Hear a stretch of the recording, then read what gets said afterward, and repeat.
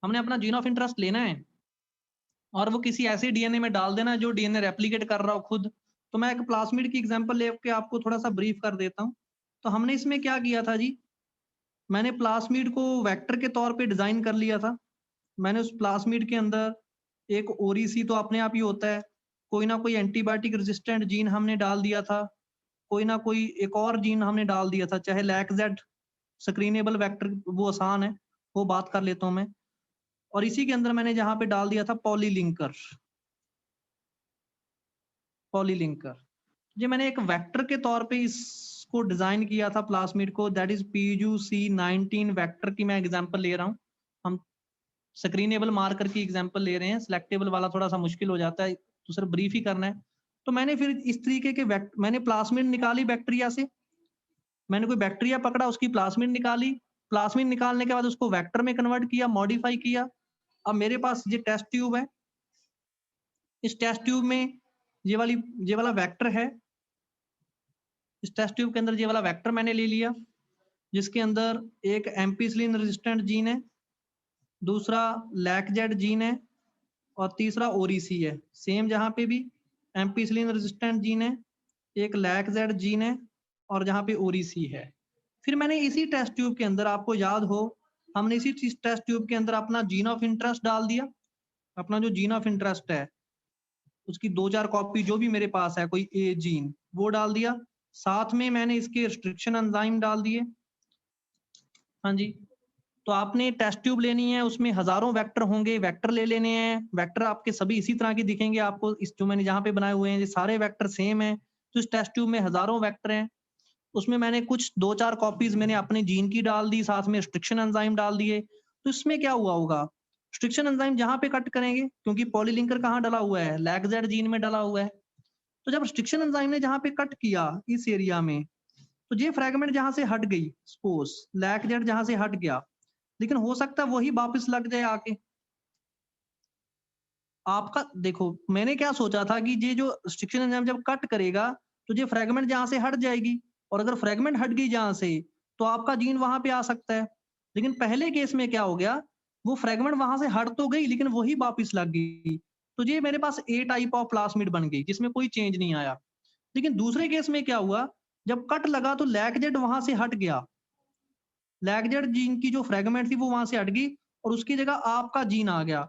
उसकी जगह लैक-जेड की जगह आपके जीन ने उसकी लोकेशन ले ली। जी आप समझ रहे होगे बात बेटर।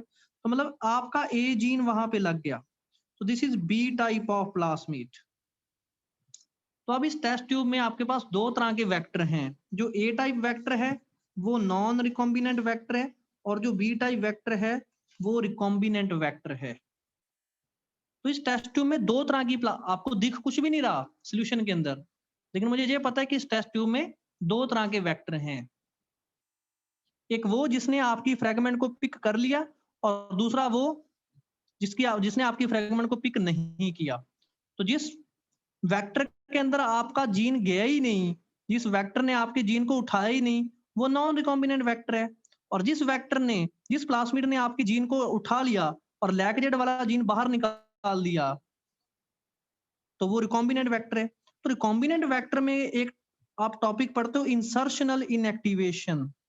तो रिकॉम्बिनेंट वेक्टर के अंदर इंसर्शनल इनएक्टिवेशन हो जाती है। हाँ जी, समझते हो व्हाट इज इंसर्शनल इनएक्टिवेशन? तो बच्चा बता सकता है व्हाट इज इंसर्शनल इनएक्टिवेशन?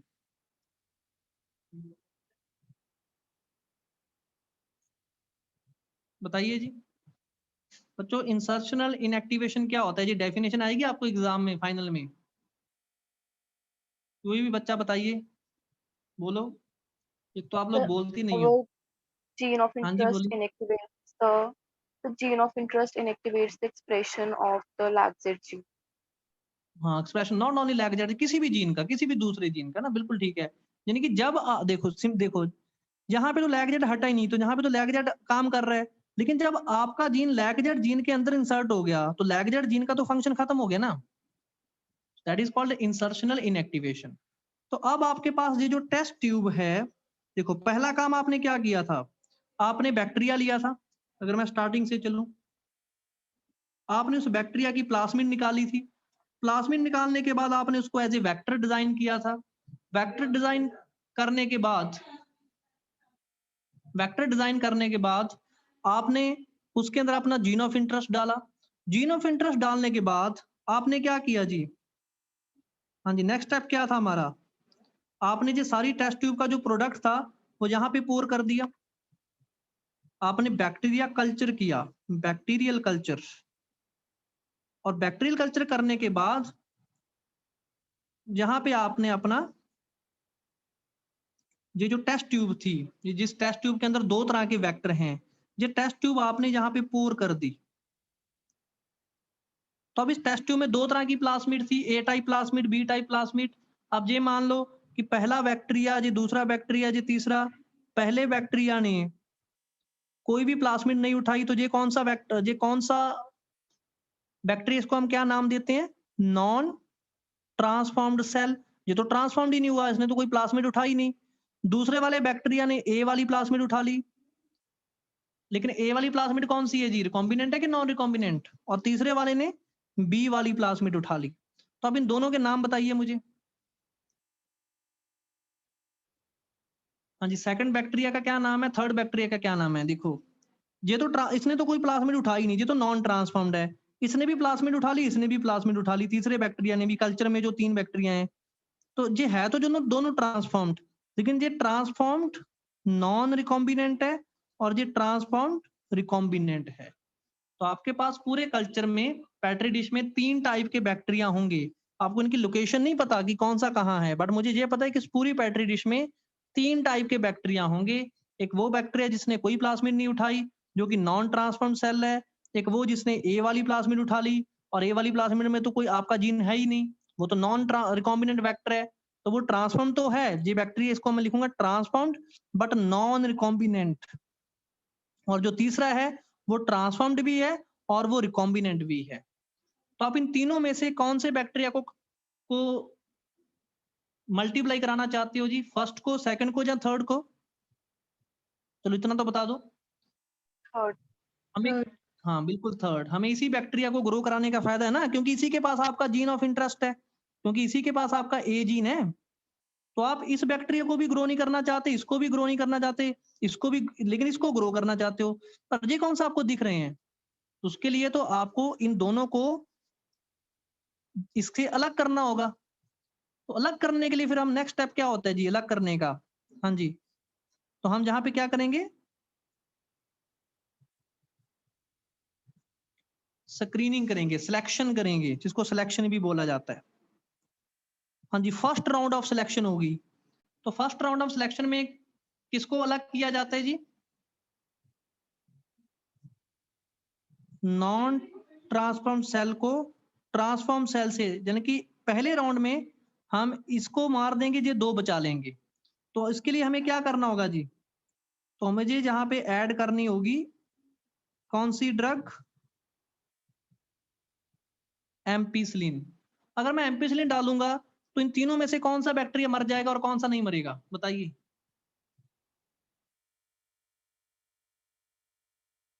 बोलिए जी। अगर हम एम्पिसिलिन डालेंगे तो फर्स्ट, सेकंड, थर्ड में से कौन सा बैक्टीरिया मर जाएगा? फर्स्ट मर जाएगा। क्यों? वजह क्या है? सेकंड, थर्ड क्यों नहीं मर रहे? क्योंकि उसके पास एम्प्लिसिन रेजिस्टेंट जीन नहीं है। बिल्कुल नहीं है। क्यों नहीं है बताइए? ठीक बोल रहे हो, बिल्कुल। क्यों नहीं है इसके पास एम्पिसिलिन रेजिस्टेंट जीन? क्यों नहीं है इसके पास, फर्स्ट के पास, और बाकी क्योंकि 2 के इसके पास कहाँ पास से आ? प्लाज्मिड। बिल्कुल, क्योंकि इसने आपकी प्लाज्मिड ही नहीं उठाई। देखो, इस प्लाज्मिड, ए वाली जो प्लाज्मिड है उसके पास भी एम्पिसिलिन रेजिस्टेंट जीन है। जो ए वाली प्लाज्मिड है इसके पास भी एम्पिसिलिन रेजिस्टेंट जीन है। तो अगर मैं इस कल्चर में एम्पिसिलिन डालूंगा तो इसको भी कुछ नहीं होने वाला। सेकंड को, जो थर्ड वाला जीन है, जो हमारे वाला बैक्टीरिया है, उसने भी हमारी बी वाली प्लाज्मिड उठाई है और बी के पास भी एम्पिसिलिन रेजिस्टेंट जीन है, तो ये भी नहीं मरने वाला, क्योंकि इसके पास भी प्लाज्मिड है, इसके पास भी प्लाज्मिड है। तो उन दोनों प्लाज्मिड के पास एम्पिसिलिन रेजिस्टेंट जीन है, तो वो जीन इन दोनों बैक्टीरिया को बचा लेगा। लेकिन जो फर्स्ट बैक्टीरिया है, इस बेचारे के पास तो एम्पिसिलिन रेजिस्टेंट जीन ही नहीं है, इसने तो प्लाज्मिड उठा ही नहीं। तो पहले वाला बैक्टीरिया खत्म हो जाएगा। अब आपके पास इस पेट्री डिश में तो ये आपको ऐसी दिख रही है, हालांकि दिख कुछ भी नहीं रहा, लेकिन मैं अज्यूम कर रहा हूं कि इस पूरी पेट्री डिश में 2 टाइप के बैक्टीरिया बचे हैं। अब टाइप 2 वाला बच गया, टाइप 3 वाला बच गया। हाँ जी, अब मुझे क्या करना होगा? अब मुझे सेकंड देखो, मुझे तो चाहिए इस पेट्री डिश में सिर्फ ये वाला बैक्टीरिया, क्योंकि मुझे पता है this is the transformed recombinant cell and this is transformed non recombinant cell. तो बस मैं चाहता हूं कि इस पेट्री डिश में, इस कल्चर में सिर्फ तीसरे वाला बैक्टीरिया बचे। तो मुझे या तो बच जाए या मैं इसको अलग कर लूं। तो दूसरे बैक्टीरिया से तीसरे बैक्टीरिया को अलग करने के लिए अब आप second round of selection screening करोगे। तो सेकंड स्क्रीनिंग में मुझे क्या करना होगा जी, बताइए? मैं कैसे अलग करूंगा सेकंड बैक्टीरिया को थर्ड बैक्टीरिया से? अगर मैं लैकजेट वाली एग्जांपल लेके चला हूं तो हमें क्या करना होगा जी? हमें किस चीज को ऐड करना होगा, बताइए? ये हम पढ़ चुके हैं पीछे। सब तो मुझे इस रेपेलिका पेट्री रिपेलिका व्यू टेक्निक की यहाँ पे बच्चे जरूरत नहीं है ना? अगर मैं देखो, आप ध्यान नहीं दिया आपने, हमने कौन सा वेक्टर लिया है? This is screenable vector. अगर मैं यहाँ पे टेट्रासाइक्लिन वाला जीन लेता, फिर मुझे रेपेलिका व्यू टेक्निक की जरूरत पड़ती, लेकिन जहां पे तो रेपेलिका व्यू टेक्निक की जरूरत ही नहीं है। भूल गए आप? लैगजेट जीन क्या करता है? एक्स गैल ऐड कर देंगे यहाँ पे। बिल्कुल, हम एक्स गॉल, अगर क्योंकि मुझे पता है अगर लैगजेट जीन जिंदा है, जिस बैक्टीरिया में लैगजेट जीन जिंदा है, अगर मैं एक्स गॉल, ये एक सबस्ट्रेट है, दिस इज ए सबस्ट्रेट, अगर मैं कल्चर में एक्स गॉल ऐड कर दूं तो ब्लू कलर आएगा। और ब्लू कलर कौन देगा? देखो, अब सिंपल सी बात है, मैंने इसमें एक्स गॉल नाम का प्रोडक्ट ऐड कर दिया, सॉरी सबस्ट्रेट ऐड कर दिया, और पेट्री डिश में क्या होगा? आपको कहीं जगह पे ब्लू कॉलोनीज नजर आएंगी, कहीं जगह पे व्हाइट कॉलोनीज नजर आएंगी। This is blue colony of bacteria culture and this is white colony. तो आपको कॉलोनी से ही पता चल जाएगा कि सेकंड वाला बैक्टीरिया कौन है, थर्ड वाला बैक्टीरिया कौन है। तो बस आप मुझे ये बताओ कि इनमें से कौन सा बैक्टीरिया ब्लू कॉलोनीज बनाएगा, कौन सा व्हाइट कॉलोनी बनाएगा?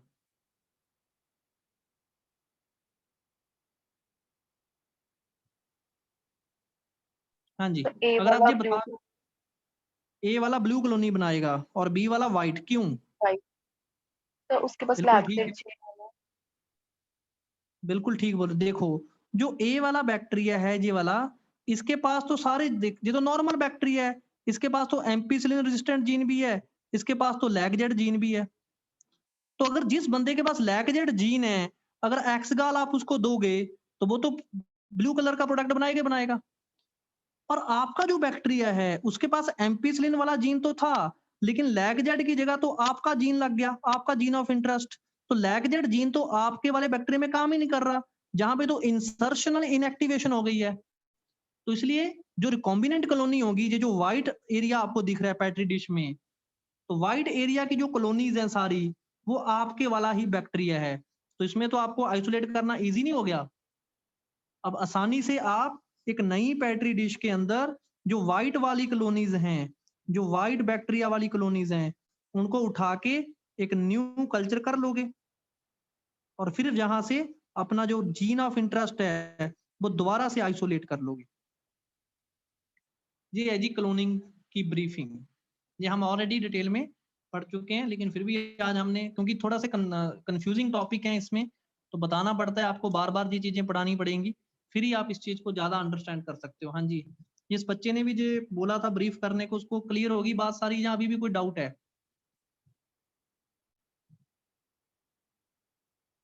हाँ जी, सुखमन में भी, सूक्ष्म, बच्चे क्लियर है बात? ओके।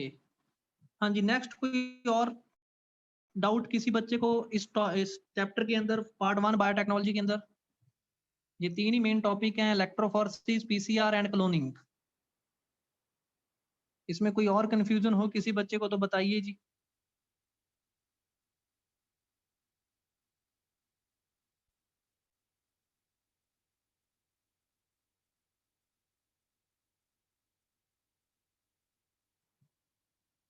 कोई कंफ्यूजन नहीं है? ठीक है, फिर हम चलते हैं जी, जो नेक्स्ट चैप्टर है बायोटेक्नोलॉजी पार्ट 2।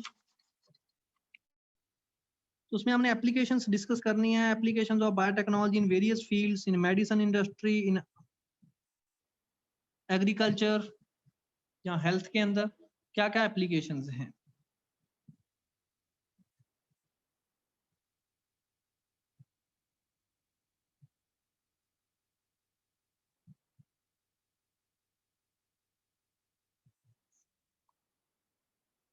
तो एप्लीकेशंस ऑफ बायोटेक्नोलॉजी, तो मैं शुरुआत करूंगा वहां से जहां से ये फेमस हुई है। आपने सुना होगा जेनेटिकली मॉडिफाइड प्लांट्स, आजकल तो एनिमल भी आते हैं, लेकिन हम बात करेंगे जहां से जेनेटिकली मॉडिफाइड ऑर्गेनिज्म। दो तरह के होते हैं जी, जीएमओ जिनको हम कहते हैं। तो जेनेटिकली मॉडिफाइड ऑर्गेनिज्म दो तरह के हैं, genetically modified plants and genetically modified animals. तो जीएमओ बोला जाता है, जहां से बेसिकली शुरुआत हुई थी, फेमस हुई थी बायोटेक्नोलॉजी, जब हमने इंसेक्ट रेजिस्टेंट प्लांट पहली बार बनाए थे। आपको याद होगा बीटी कॉटन एक बड़ी ही अच्छी एग्जांपल है इस चीज की। तो जेनेटिकली मॉडिफाइड ऑर्गेनिज्म वो ऑर्गेनिज्म होते हैं जिनको हम जेनेटिक लेवल पे मॉडिफाई कर देते हैं। ऑब्वियस ही बात है, देखो मेरे पास पहले जो कॉटन थी, कॉटन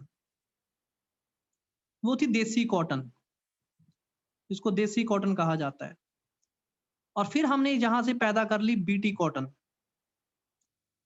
जो कि एक जेनेटिकली मॉडिफाइड ऑर्गेनिज्म है। यानी कि हमने देसी कॉटन को डीएनए लेवल पे मॉडिफाई कर दिया। इसके डीएनए के अंदर अगर मैं इस देसी कॉटन के डीएनए में किसी बैक्टीरिया का डीएनए डाल दूं, जैसे एक बैक्टीरिया है बैसिलस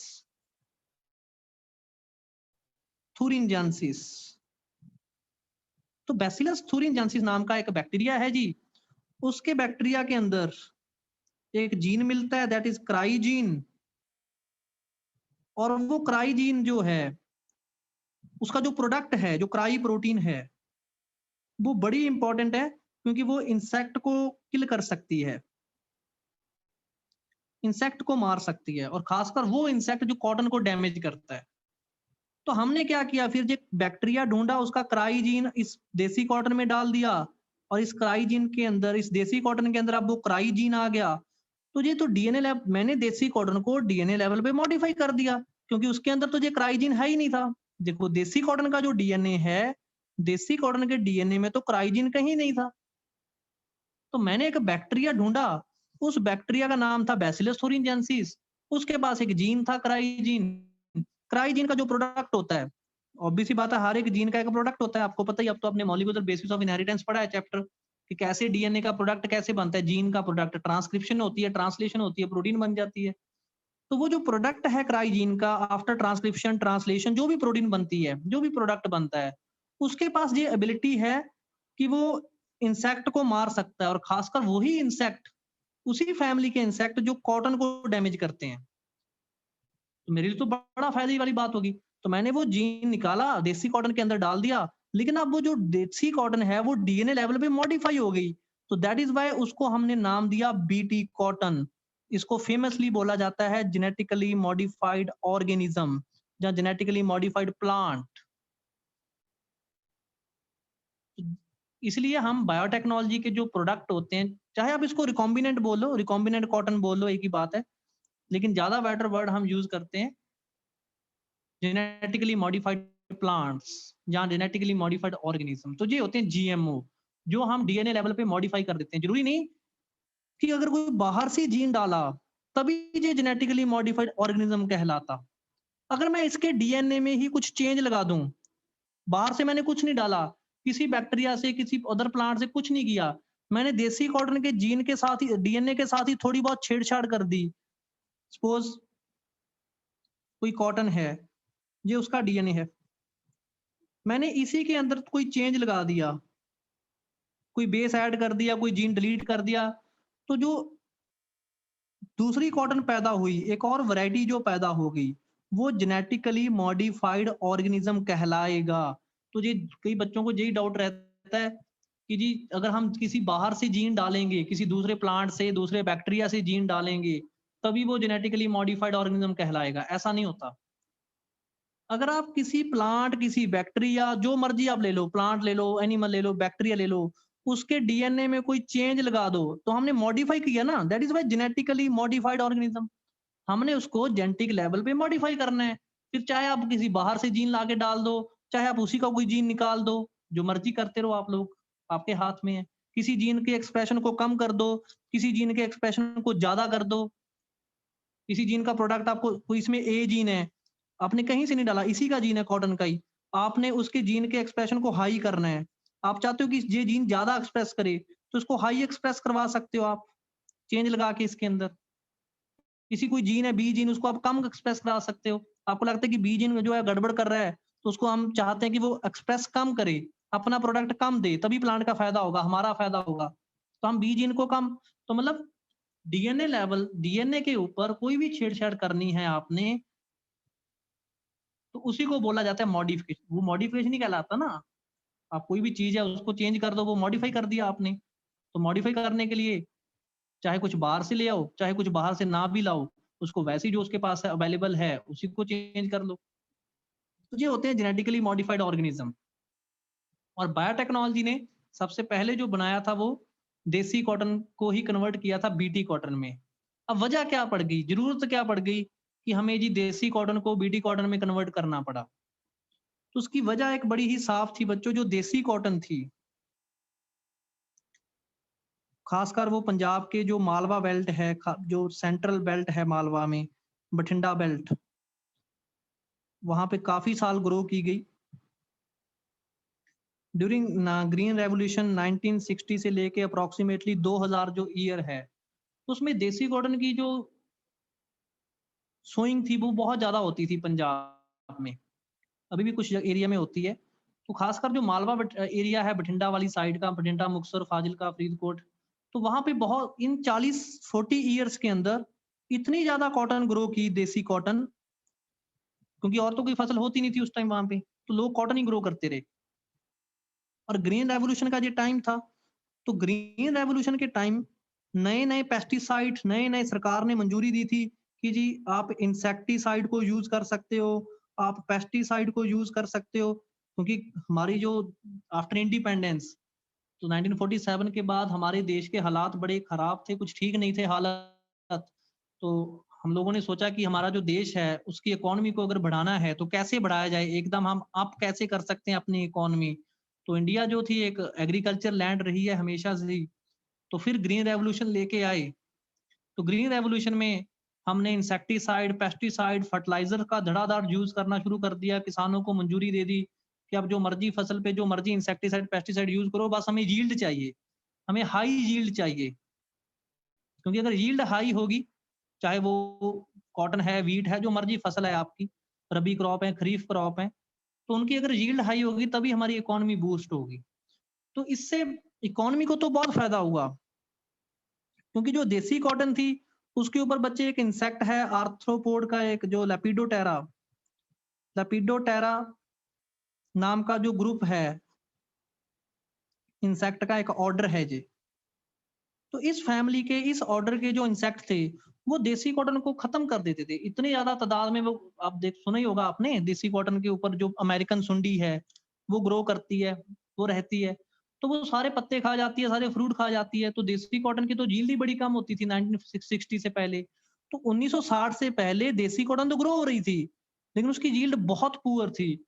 किसी प्लांट को डिजीज लग जाती थी, किसी प्लांट को ये जो इंसेक्ट थे वो डैमेज कर देते थे, तो यील्ड तो बिल्कुल कम थी।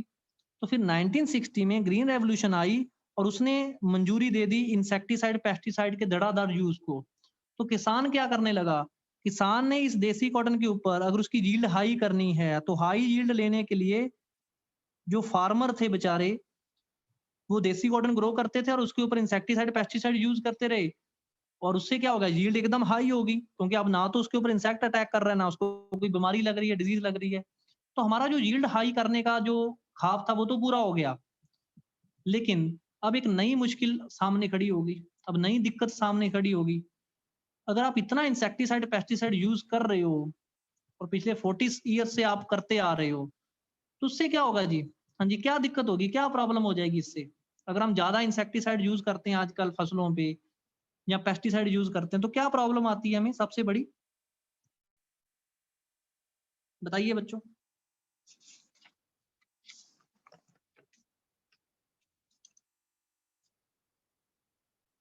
बोलिए जी।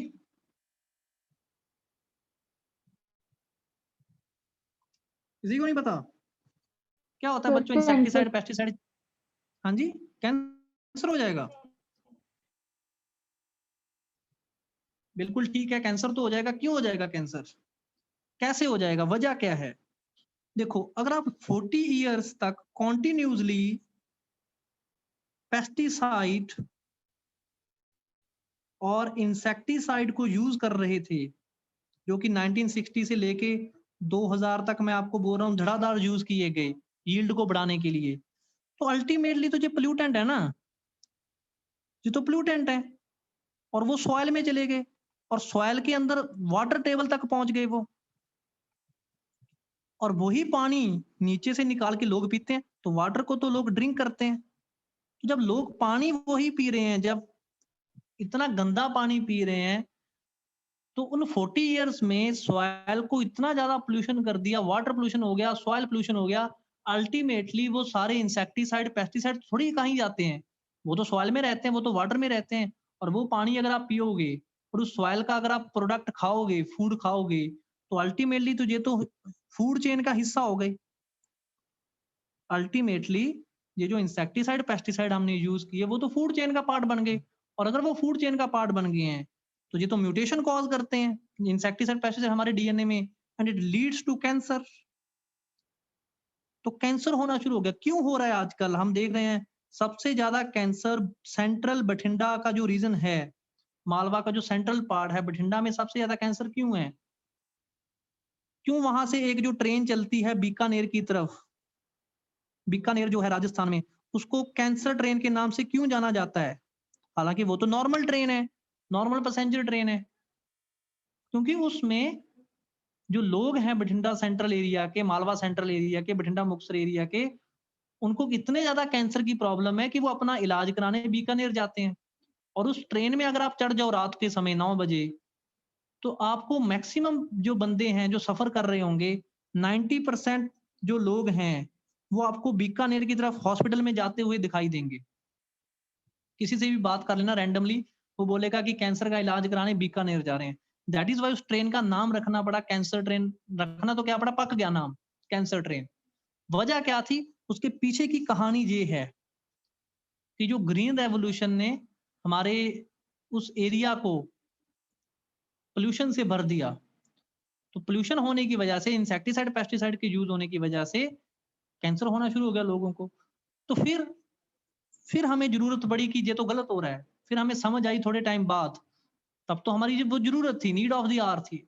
अब तो कोई ऐसी जरूरत नहीं, अब तो हम बहुत ज्यादा आगे बढ़ चुके हैं, हमारी इकोनॉमी बिल्कुल ठीक है। अगर एग्रीकल्चर लैंड ज्यादा कंट्रीब्यूट नहीं भी करेगी, तो अब तो हम अप्रोक्सीमेटली 2000 ईयर के आसपास, तो 1980 के बाद ये ख्याल आया कि इसके ऊपर जो है हमें काम करना पड़ेगा, हमें देसी कॉटन को मॉडिफाई करना पड़ेगा। हमें तब तक बायोटेक्नोलॉजी काफी एडवांस हो चुकी थी, तो फिर उन्होंने सोचा कि ये तो गलत हो रहा है, अगर हम इसे ही पेस्टिसाइड इंसेक्टिसाइड यूज करते रहे तो ये तो गड़बड़ हो जाएगी। तो फिर जहां तो देसी कॉटन ग्रो करना बंद करो, या फिर इंसेक्टिसाइड पेस्टिसाइड का यूज कम करो। लेकिन दिक्कत फिर वही है, अगर आप देसी कॉटन ग्रो कर रहे हो और उसके ऊपर स्प्रे नहीं करोगे, इंसेक्टिसाइड पेस्टिसाइड यूज नहीं करोगे, तो फिर से इंसेक्ट अटैक करेगा और फिर से देसी कॉटन तो खत्म हो जाएगी। तो फिर हमें मिला अचानक से एक बैक्टीरिया, और उस बैक्टीरिया का नाम मैं आपको ऑलरेडी बता चुका हूं, दैट इज बैसिलस thuringiensis। तो फिर डिस्कवरी हुई कि ये जो बैक्टीरिया है, क्यों ना इस बैक्टीरिया का वो जो जीन है वो ढूंढ लिया जाए। तो हमें ये तो पता चल गया कि ये जो बैक्टीरिया है इसके पास कोई जीन है, और उसकी जो प्रोटीन है वो एक टॉक्सिक प्रोटीन है, जिसको क्राई प्रोटीन भी कहा जाता है। टॉक्सिन जहर है, क्राई प्रोटीन। और वो जहर है उसी फैमिली के लिए, उसी लेपिडोटेरा नाम का जो ग्रुप है, जो पूरा तांडव मचाता है देसी कॉटन के ऊपर। तो वो जो लेपिडोटेरा नाम का ग्रुप है इंसेक्ट का, उसको मारने के लिए आपको तो मतलब किससे है, फल खाने से मतलब है या पेड़ गिनने से मतलब है हम लोगों को? हमें तो फल से मतलब है ना, पेड़ से गिन के हमें क्या लेना? तो जिस देसी कॉटन के ऊपर जो इंसेक्ट थे, उनको मारने के लिए हम स्प्रे कर रहे थे, हम इंसेक्टिसाइड यूज़ कर रहे थे, हम पेस्टिसाइड यूज़ कर रहे थे, उस इंसेक्ट को मारने के लिए। तो अगर मैं आपको उसका सब्स्टिट्यूट दे दूँ, मैं आपको बोलूँ कि फार्मर को बोलूँ कि आप इसको मत यूज़ करो। आप क्या है, इस प्रोटीन को यूज़ करो, इस इंसेक्ट को किल करने के लिए। आपको तो इस इंसेक्ट को मारने से मतलब है ना, आपको ये थोड़ी पता है, आप ये थोड़ी कहोगे कि नहीं-नहीं मैं तो इसी से मारूँगा इसको। तो अगर मैं आपको सब्स्टिट्यूट दे दूँ, तो बीटी नाम का जो बैक्टीरिया था उसने हमें एक सब्स्टिट्यूट दे दिया, हमारा ध्यान खींच लिया कि मेरे पास एक ऐसा जीन है जो एक प्रोटीन बनाता है और वो प्रोटीन सेम काम करती है जो आपके इंसेक्टिसाइड और पेस्टिसाइड करते हैं। तो हमने फिर हमारे लिए तो काम आसान हो गया। तो हमें तो वो जीन भी मिल गया। हमें पहले बैक्टीरिया मिला एक्सीडेंटली और फिर धीरे-धीरे साइंटिस्टों की रिसर्च की वजह से हमें वो जीन भी मिल गया, जो जीन वो प्रोटीन बनाता है। और फिर हमने बस क्या करना है, अब तो काम आपका ईज़ी है, अब तो आप बायोटेक्नोलॉजी जानते हो सारे ही सारे। हाँ जी, अब हमें क्या करना होगा? एक तरफ आपके पास देसी कॉटन है, एक तरफ आपके पास बैक्टीरिया है। तो आपने अपना जो बैक्टीरिया का जीन है वो ढूँढ लिया, उसको आइसोलेट कर लिया, क्लोनिंग कर ली, क्लोनिंग करने के बाद देसी कॉटन में अपना जीन ऑफ इंटरेस्ट ऐड कर दिया। इससे क्या फ़ायदा होगा जी? बताइए, इससे क्या होगा?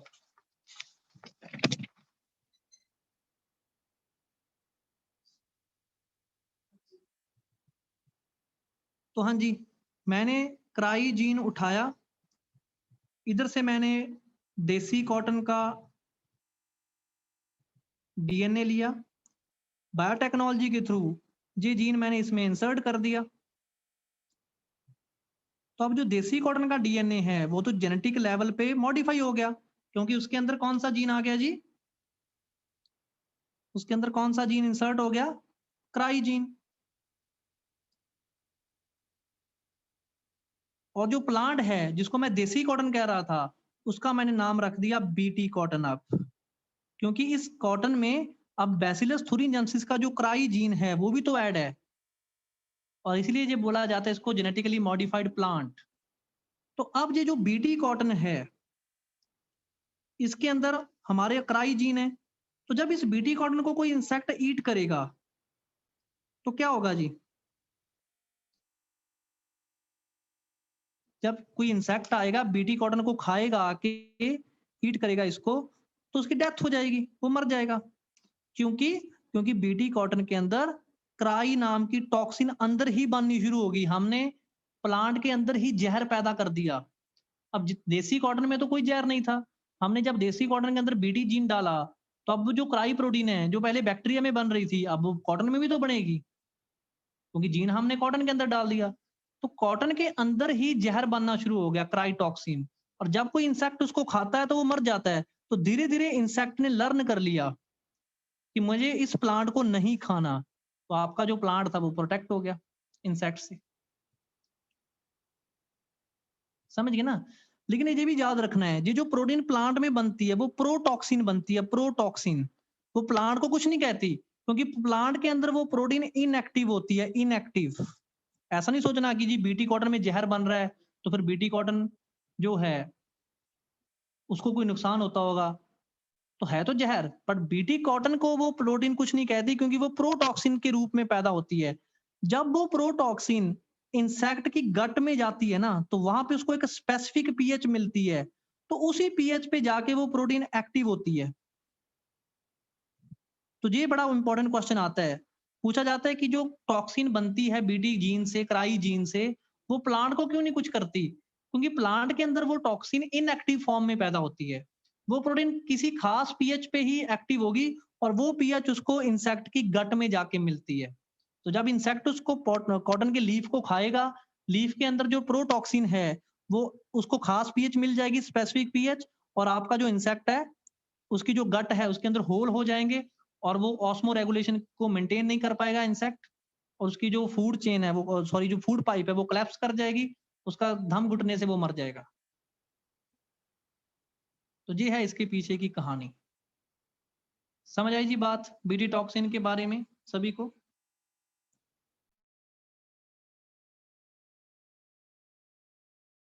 Yes, sir.